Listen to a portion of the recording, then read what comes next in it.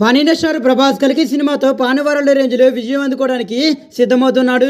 అశ్విని దత్ ఎంతో ప్రతిష్టాత్మకంగా నిర్మిస్తున్న ఈ సినిమాకు నాగశ్విని అయితే దర్శకత్వం వహిస్తున్న విషయం తెలిసిందే. అలాగే ఈ సినిమాకు సంబంధించిన ప్రమోషన్ అడవుడి కూడా మొదలైపోయింది.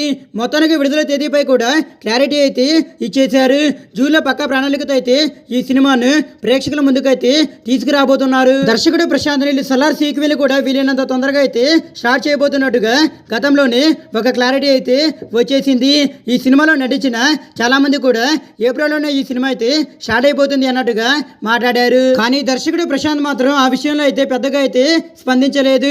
ఎందుకంటే ప్రభాస్ కలికి సినిమాకు ఫినిషింగ్ టచ్ ఇచ్చి ఆ సినిమా విడుదల వరకు ప్రమోషన్లు బిజీగా ఉంటాడు. అందుకే ప్రశాంత్ నీల్ కూడా సలార్ సీక్వెల్ పనులు అయితే స్టార్ట్ అయితే చేయలేదు. దీంతో ఈ విషయంపై కూడా చాలా రకాల పుకారులు అయితే పుట్టుకొచ్చాయి. ప్రశాంత్ నీల్ ప్రభాస్ కోసం ఎదురు చూడకుండా ముందుగా ఎన్టీఆర్ సినిమాను పట్టాలెక్కించే అవకాశం ఉందని కూడా కొన్ని కథనాలు అయితే పుట్టుకొచ్చాయి. ప్రభాస్ కల్కి సినిమా తర్వాత రాజసాబ్ అనురాగపూడి సినిమాలతో బిజీ అయ్యే అవకాశం ఉందని కూడా, అందుకే ఈ లోపు ఎన్టీఆర్ సినిమాను మొదలు పెట్టవచ్చని కూడా వివిధ రకాల రూమర్లు అయితే పుట్టుకొచ్చాయి. అయితే ఇప్పుడు తాజాగా అందుతున్న సమాచారం ప్రకారం అయితే అందులో ఎలాంటి నిజం లేదని అర్థమవుతుంది. ఎన్టీఆర్ సినిమా మొదలవ్వాలి అంటే ముందుగా ఎన్టీఆర్ డేట్లు అయితే దొరకాలి. బాలీవుడ్ వార్ సినిమాలో బిజీగా ఉన్న ఎన్టీఆర్ అయితే ఆ తర్వాత మళ్ళీ దేవరా సినిమా షూటింగ్ అయితే ఫినిషింగ్ టచ్ అయితే ఇవ్వాల్సి ఉంది.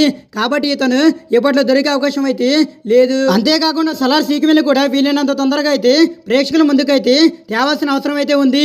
దీన్ని ఆలస్యం చేసే కొద్దీ బడ్జెట్ అయితే తగ్గే అవకాశం ఉంటుంది. కాబట్టి సలార్ సీక్వెల్ కలికి వచ్చిన వెంటనే మొదలుపెట్టే అవకాశం ఉన్నట్టుగా అర్థమవుతుంది. కలికి రిలీజ్ అనంతరం 5 రోజుల పాటు రెస్ట్ తీసుకోబోతున్న ప్రభాస్ అయితే సలార్ 2 సినిమాను సెప్టెంబర్ మొదట్లోనే మొదలు పెట్టబోతున్నట్టుగా అర్థమవుతుంది.